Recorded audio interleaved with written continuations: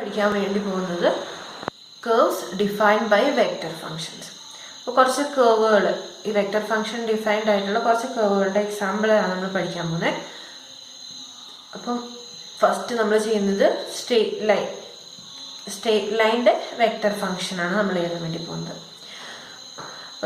A straight line L through A point A with position vector A equal to a1i plus a2j plus a3k in the direction of a constant vector b, b1i plus b2j plus b3k can be represented in the form vector r of t equal to vector a plus t into vector b.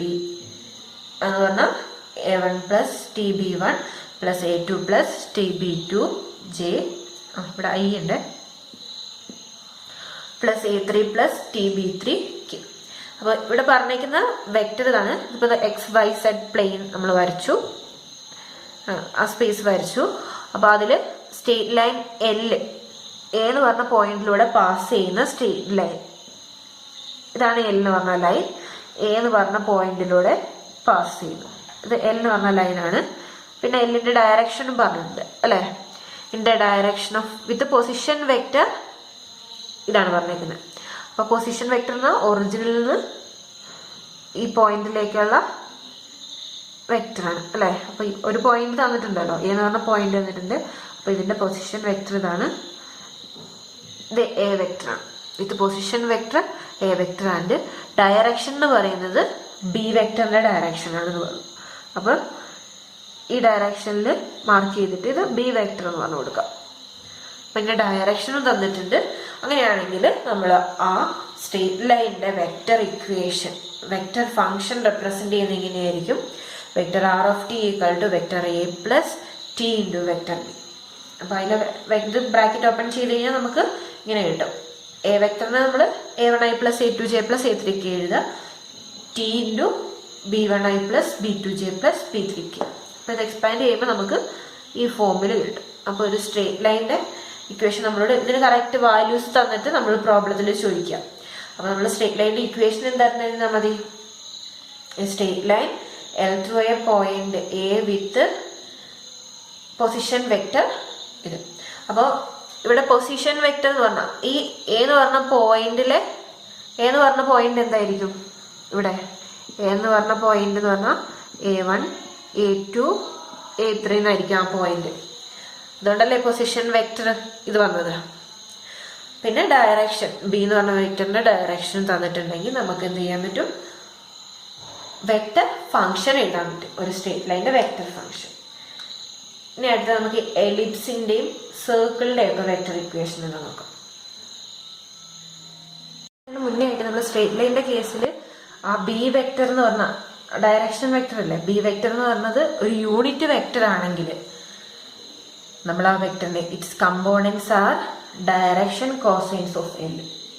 അപ്പോൾ B എന്ന് പറഞ്ഞ vector unit vector ആണെങ്കിൽ അതിന്റെ കമ്പോണന്റിനെ നമ്മൾ direction cosines of that line എന്ന് പറയും.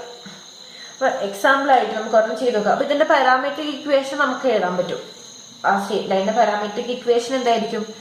X equal to a1 plus b1t, y equal to a2 plus b2t, z equal to a3 plus b3t. ഈ കേസിലല്ല, നമ്മുടെ ലൈനിന്റെ സ്ട്രേറ്റ് ലൈനിന്റെ പാരാമെട്രിക് ഇക്വേഷൻ എന്ന് പറയുന്നത് ഇതായിരിക്കും. നമുക്കിപ്പോൾ ഇവിടെ വെക്റ്റർ ഇക്വേഷൻ ആവശ്യമുള്ള പാരാമെട്രിക് ഇക്വേഷൻ അല്ല. അപ്പോൾ എക്സാമ്പിൾ ആയിട്ട് vector equation of A straight line in XY പ്ലെയിനിൽ, vector equation of a straight line in XY plane. XY plane through point പറഞ്ഞിട്ടുണ്ട്. എന്ന് പറഞ്ഞ പോയിന്റ് ഇവിടെ തന്നേക്കുന്നത് 3 to 1 through the point 3 2 and parallel to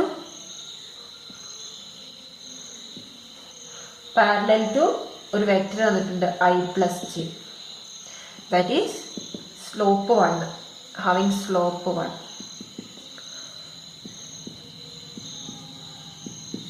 അപ്പോൾ ഇവിടെ പറഞ്ഞേക്കുന്നത് നമുക്ക് എന്ന് പറഞ്ഞ പോയിന്റ് ഉണ്ടെങ്കിൽ നമുക്ക് പൊസിഷൻ വെക്ടർ എഴുതാം അല്ലെ. ഇവിടെ എക്സ് വൈ പ്ലെയിനെ പറഞ്ഞിട്ടുള്ളൂ. അപ്പൊ സെഡ് കോർഡിനേറ്റ് ഇവിടെ എന്താണ് 0 ആണ്. സെഡ് കോർഡിനേറ്റ് ഇവിടെ 0 ആണ്. അപ്പൊ എ എന്ന് പറഞ്ഞ പോയിന്റ് തന്നിട്ടുണ്ട്. പിന്നെ parallel to i plus J എന്ന് പറഞ്ഞിരിക്കുന്നത് അല്ലെ. അപ്പൊ parallel to i plus J എന്ന് പറഞ്ഞാൽ എന്താ, ഡയറക്ഷൻ ആണ് അവിടെ നമുക്ക് തന്നേക്കുന്നത്. അപ്പൊ കർവിന്റെ ഡയറക്ഷൻ തന്നേക്കുന്നത് അത് ഒരു വെക്ടറിന്റെ പാരലൽ എന്ന് പറഞ്ഞാൽ എന്താ, അതേ ഡയറക്ഷൻ തന്നെയായിരിക്കും. അപ്പൊ നമുക്ക് ഇവിടെ ഡയറക്ഷനും തന്നിട്ടുണ്ട്, പോയിന്റും തന്നിട്ടുണ്ട്. അപ്പൊ പൊസിഷൻ വെക്ടർ എന്ത് വരും, 3i പ്ലസ് 2j വരും. ഇവിടെ എക്സ് വൈ പ്ലെയിനിലായതുകൊണ്ട്. അപ്പൊ നമുക്ക് ആർ ഓഫ് ടീനെ എങ്ങനെ എഴുതാം,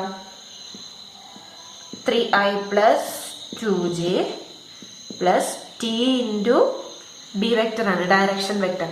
ഡയറക്ഷൻ എന്ന് പറഞ്ഞാൽ എന്താ, i പ്ലസ് ജെ. അപ്പൊ ഇതാണ് നമ്മുടെ എന്താ ഈ തന്നിട്ടുള്ള കറസ്പോണ്ടിങ് സ്ട്രെയിറ്റ് ലൈനിന്റെ വെക്ടർ ഇക്വേഷൻ എന്ന് പറയുന്നത്. അപ്പൊ നമുക്ക് എപ്പോഴും ഡയറക്ഷൻ എന്ന് പറഞ്ഞാൽ ഡയറക്റ്റ് അങ്ങ് എഴുതല്ല ചെയ്യാം. ചിലപ്പോൾ പാരലൽ ടു എന്നായിരിക്കും. പാരലൽ ടു ഒരു വെക്ടർ എന്ന് പറഞ്ഞു കഴിഞ്ഞാൽ അതിന്റെ ഡയറക്ഷൻ തന്നെയാണ് അവിടെ സൂചിപ്പിക്കുന്നത്. നമ്മള് എലിപ്സ് സർക്കിൾ ആണ് പഠിക്കാൻ പോകുന്നത്. അപ്പോൾ വെക്ടർ ഇക്വേഷൻ ആണ് of an ellipse in the X Y plane. Ellipse എന്ന് പറഞ്ഞാൽ എക്സ് വൈ പ്ലെയിനിലാണ് വിത്ത് സെന്റർ. സെന്റർ എന്ന് പറയുന്നത് ഒറിജിൻ ആണ്, ഇതാണ് centre. And principal axis in the direction of X and Y axis. അപ്പോൾ എക്സ് ആക്സിസും വൈ ആക്സിസും ആണ് പ്രിൻസിപ്പൽ ആക്സിസുകൾ പറയുന്നത്. ഇത് എക്സ് ആക്സിസ്, ഇത് വൈ ആക്സിസ്, അതൊക്കെയാണ് പ്രിൻസിപ്പൽ ആക്സിസ് ആയിട്ട് പറഞ്ഞേക്കുന്നത്. അങ്ങനെയാണെങ്കിൽ അതിന്റെ ഇക്വേഷൻ എന്തായിരിക്കും എന്നാണ് നമുക്ക് നോക്കേണ്ടത്. അപ്പൊ നമുക്ക് സാധാരണ എലിപ്സിന്റെ പാരാമെട്രിക് ഇക്വേഷൻ നമുക്കറിയാലോ.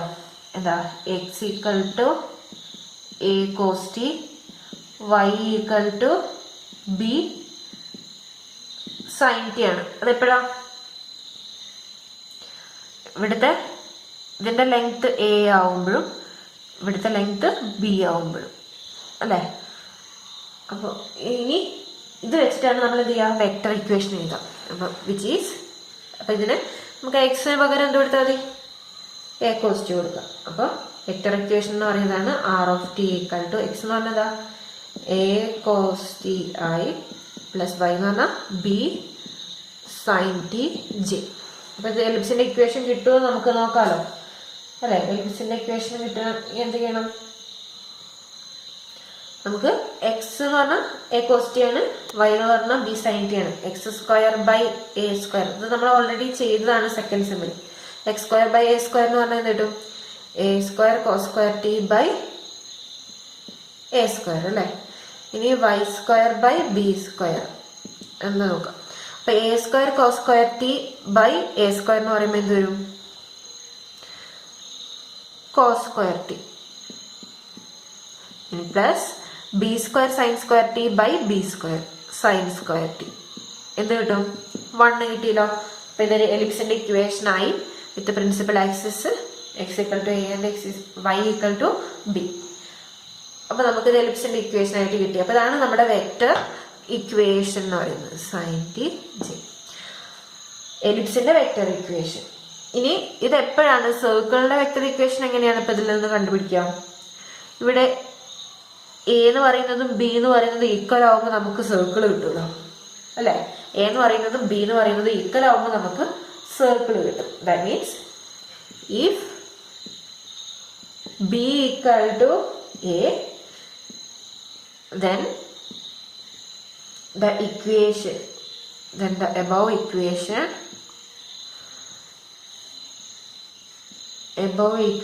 is a circle. Radius എന്താ, circle of radius a.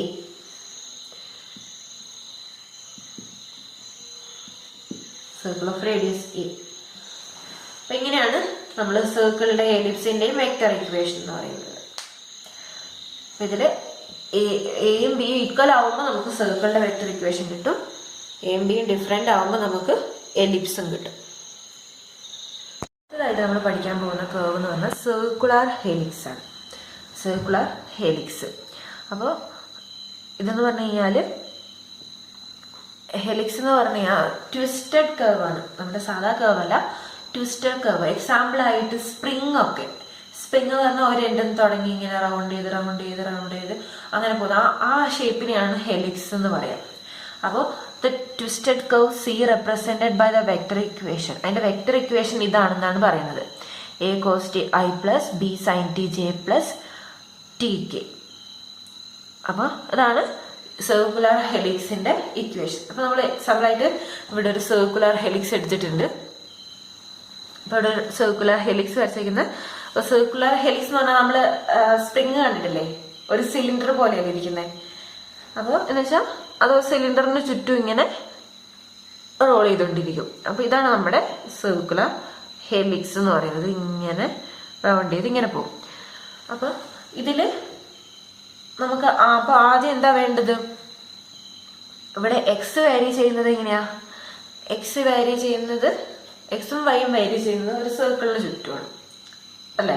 പിന്നെ ഹൈറ്റ് ആണ് വേറെ ഇൻക്രീസ് ചെയ്തുകൊണ്ടിരിക്കുന്നത് അല്ലെ. ഹൈറ്റ് എന്ന് പറയുന്നതാണ് ഓരോന്നും മാറിക്കൊണ്ടിരിക്കുന്നത്. അപ്പൊ അത് എന്ന് പറഞ്ഞാൽ ഇവിടെ സെഡ് ആണ്, ഇത് സെഡ് ആക്സിസ് ആണ്, ഇത് എക്സ് ആക്സിസ്, ഇത് വൈ ആക്സിസ് ആണ്. അപ്പൊ നമ്മള് സിലിണ്ടറിന്റെ ഇക്വേഷൻ എന്താ, X square plus Y square equal to A square ആണ് നമ്മുടെ സിലിണ്ടറിന്റെ ഇക്വേഷൻ. പിന്നെ സെഡ് ഈക്വൽ ടു ഹൈറ്റ് ഉണ്ടാവും. ഹൈറ്റിന് നമ്മളിപ്പോ ഇവിടെ വേരിയബിൾ ടി ആയിട്ടാണ് കൊടുത്തേക്കുന്നത്. ഇതാണ് സിലിണ്ടറിന്റെ ഇക്വേഷൻ. അപ്പൊ അതേ ഇക്വേഷനിലാണ് നമ്മുടെ ഇവിടെ ഈ സർക്കുലർ ഹെലിക്സ് എന്ന് പറഞ്ഞാൽ മൂവ് ചെയ്യുന്നത്. എന്ന് പറഞ്ഞാൽ ടി എന്ന് പറഞ്ഞാൽ സെഡ് ടി സീറോ ആകുമ്പോൾ ഇവിടെ നിൽക്കുന്നു. ഇനി ടി എന്ന് പറയുന്നത് π/2 ആകുമ്പോൾ നമ്മുടെ കർവ് ഇവിടെ നിൽക്കുന്നു. ടി എന്ന് പറയുന്നത് π ആകുമ്പോൾ ഇവിടെ എത്തും. ടി എന്ന് പറയുന്നത് 2π ആകുമ്പോൾ ഇവിടെ എത്തും. അങ്ങനെ മൂവ് ചെയ്ത് പോവുക അല്ലെ. 2π എന്ന് പറയുമ്പോൾ ഇതിന് നേരെ ഏകദേശം സ്ട്രെയിറ്റ് ആയിട്ട് വരണം. ഈ 0ന്റെയും 2πയിലും ഏകദേശം ഒരേ വാല്യൂസ് വരും. പക്ഷെ ഹൈറ്റ് സെഡ് വാല്യൂ വ്യത്യാസം ഉണ്ടാവും. അതാണ് ഇവിടെ വരുന്നത്. അപ്പൊ ഇതൊന്നും നിങ്ങൾ ശ്രദ്ധിക്കേണ്ട കാര്യമില്ല. അതിന്റെ ഷേപ്പ് എങ്ങനെയായിരിക്കും എന്ന് അറിഞ്ഞാൽ മതി.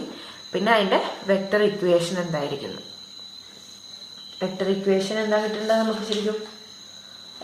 ഇപ്പൊ പാരാമെട്രിക് ഇക്വേഷൻ ആണെങ്കിൽ എന്ത് വരും, എക്സ് ഈക്വൽ ടു, ഇവിടെ എക്സ് എന്ന് പറഞ്ഞാൽ A cos T, Y equal to B sine T,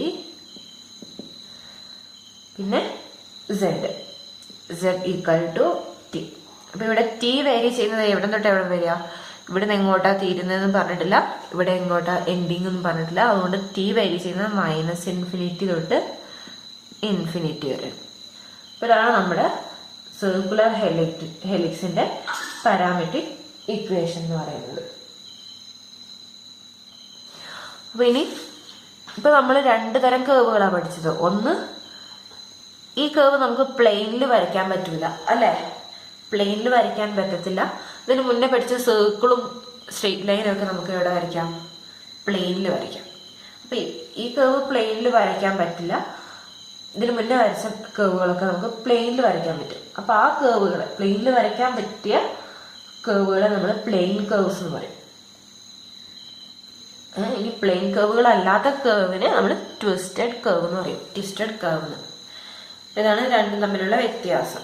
A plane curve is a curve that lies in a plane in space. അപ്പൊ അതിന് എക്സാമ്പിൾ ആണ് സർക്കിള്, സ്ട്രെയിറ്റ് ലൈൻ ഒക്കെ. ഇനി a curve that is not plane is called a twisted curve. അതിന് example ആണ് circular helix. ഇത്രയും കാര്യങ്ങളാണ് നിങ്ങൾക്ക് വെക്റ്റർ ഫംഗ്ഷന്റെ കേസിൽ നമ്മൾ പറയാനായിട്ടുള്ളത്.